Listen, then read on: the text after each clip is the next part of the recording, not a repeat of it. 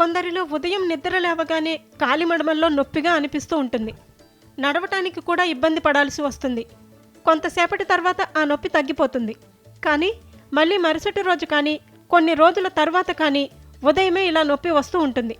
దీనికి కారణాలు ఏంటి, ఉపశమనం పొందాలంటే ఏం చేయాలనే దానిపై నిపుణులు పలు సూచనలు చేస్తున్నారు. కాలి చీలమండ దిగువన మడమ, వేళ్ల వెనుక భాగంలో తీవ్ర నొప్పి రావడాన్ని ప్లాంటార్ ఫాసిటిస్ అంటారు.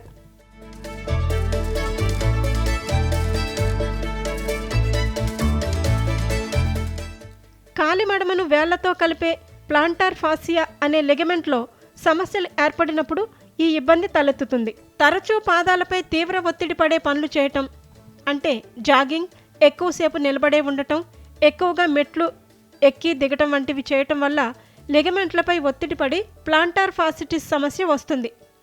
అది తాత్కాలికమైన ఇబ్బంది. ఇక పాదాల అడుగు భాగం సమతలంగా ఉండటం లేదా మధ్యలో ఎక్కువ ఎత్తుగా ఉండటం, ఊబకాయం వంటి సందర్భాల్లో కూడా ప్లాంటార్ ఫాసిటిస్ సమస్య వస్తుంది. ఈ సమస్య నుంచి ఉపశమనం లభించాలంటే పాదాలపై ఒత్తిడి పడకుండా వీలైనంతగా విశ్రాంతి తీసుకోవాలి.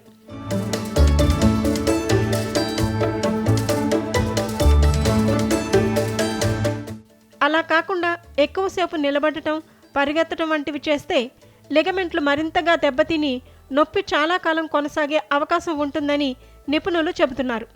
ప్లాంటార్ ఫాసిటిస్ సమస్య పూర్తిగా తగ్గటానికి ఎక్కువ సమయమే పడుతుందని నిపుణులు చెబుతున్నారు. అందువల్ల నొప్పి కొంత తగ్గగానే పాదాలపై ఒత్తిడి పడే పనులు చేయవద్దని స్పష్టం చేస్తున్నారు. ఈ సమస్య పూర్తిగా తగ్గటానికి కనీసం 1-2 వారాల నుంచి 2 నెలల వరకు సమయం పట్టవచ్చని పేర్కొంటున్నారు. కాలి పాదాలకు తగినట్టుగా సరైన ఆకృతి ఉండే చెప్పులు, షూ ధరించాలి. ఈ ఇబ్బంది ఉన్నవారు చెప్పులు, షూ లేకుండా నడవకూడదు. దానివల్ల ఇబ్బంది మరింత పెరుగుతుంది. రాత్రి నిద్రపోయే ముందు పాదాలకు గోరువెచ్చని ఆవు నూనెతో మర్దన చేసుకుంటే ఫలితం ఉంటుందని నిపుణులు చెబుతున్నారు. కొన్నిసార్లు పాదాల్లో కండరాలు పట్టేయడం వల్ల కూడా ప్లాంటార్ ఫాసిటిస్ సమస్య వస్తుందని, అందువల్ల పాదాలను ముందుకు వెనక్కి మెల్లగా వంచటం వంటి స్ట్రెచింగ్ ఎక్సర్సైజ్ చేయాలని సూచిస్తున్నారు. ఈ సమాచారం కేవలం మీ అవగాహన కోసం మాత్రమే. సమస్య ఉంటే వైద్యులను సంప్రదించాలి.